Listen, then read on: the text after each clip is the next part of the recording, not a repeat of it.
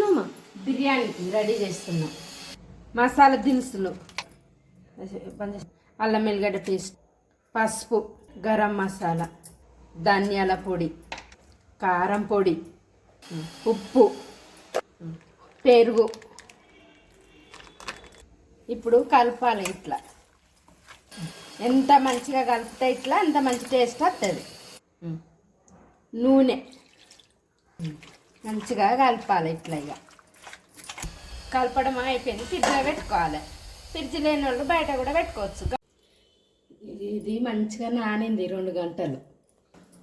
ఇది ఇట్లా పొయ్యి మీద పెట్టుకోవాలి. ఉడకాలు వేసుకోవాలి. 4 ఉల్లిగడ్డలు వేసుకోవాలి. మసాలాలు వేసుకోవాలి. ఇట్లా ఇలా 2 ఆకులు వేసుకోవాలి. ఇది స్టవ్ మీద పెట్టి అన్నం వండుకోవాలి. ఇట్లా దానికి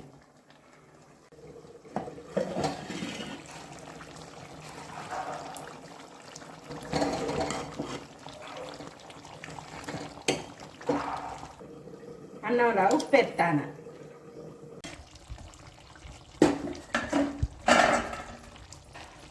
కారం ఉప్పు పడితే ఈ టైంలో వేసుకోవచ్చు.